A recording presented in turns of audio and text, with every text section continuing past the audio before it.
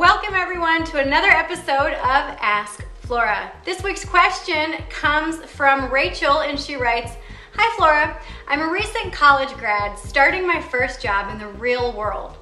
A lot has happened in the last few months, a new job, a move, a graduation, etc. and I am loving it. However, one thing that hasn't exactly changed is my view on money. In school, I had a disposable income, but now money is a little tight. Despite creating a budget, I'm still finding myself spending money on things that I don't need. How can I create a budget that I'll stick to? Love this segment and keep up the great work. Many blessings, Rachel from Boston." Rachel, this is such a fabulous question, and first I have to say congratulations on your recent graduation. That's a huge thing. I myself, being a college graduate, I know how much work it takes to complete a bachelor's degree, so congratulations. So my first recommendation for you that I have is I would recommend that you look at what your financial priorities are right now.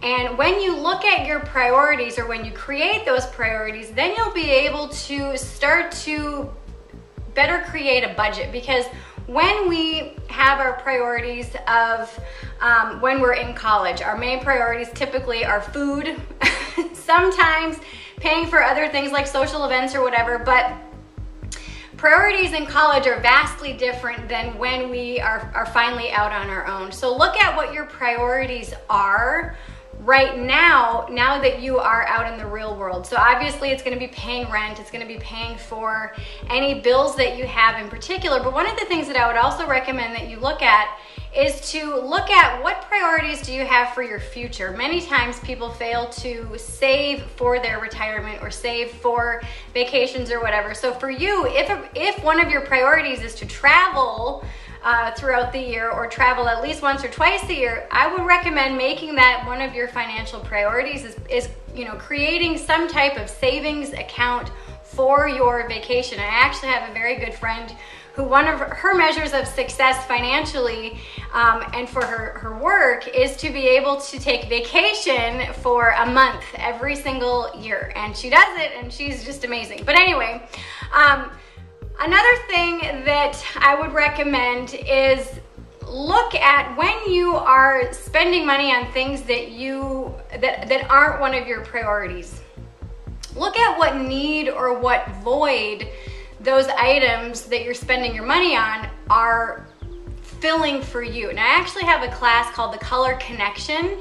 And in that class called The Color Connection, one of the things that I talk about is retail therapy. And many times when we're going through a shift or a challenging time in our life, we go to the store and we buy stuff.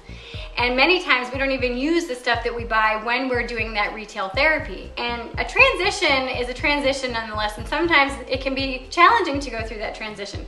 So look at the next time that you go out shopping, one of the things that I would recommend is you just buy whatever that you want to buy, or put it in your cart. So don't necessarily buy it yet, but put it in your cart, and before you actually purchase it, look at the color scheme or color theme of what you have in your cart, and also look at what corresponding chakra does that correspond with. So let's just say everything is orange, or everything is red, or everything is blue or purple, and then what chakra system do you associate with that particular color? And look at what that represents for you. Now I talk about all of this in my Color Connection class, but if you don't want to attend that class, Google chakras and chakra systems and what they represent, and see if those meanings and those colors resonate with you, and if you find that correspondence together. Now, that will help you to identify that void or that need that you're filling by spending that extra money. Now, another thing, if you really want to dig deep into your money stuff, I've got a really great program called Shift Your Money Mindset, and it's a 4-module program, and it's really comprehensive as far as rewriting your money story and looking at old money patterns, old money paradigms that you have, and that will help you to create a budget. Because who teaches us how to create a budget? Sometimes nobody. Sometimes we look at who our caregivers are and how they spend their money. And sometimes our caregivers are not the most wise when it comes to budgeting or being frugal with their money. And it sounds to me that at this point in your life, being frugal would be wise. So this is my recommendation for you. Look at what need or void that frivolous spending is filling or is hoping to fill in your life. And also, if you want to dig deeper, I've got several resources for you. I've got one class called the Color Connection, and we look at color therapy as well as the chakra systems and how they intertwine and how they influence our life. And also, when one of those chakra systems is out of balance, how that can influence our spending habits.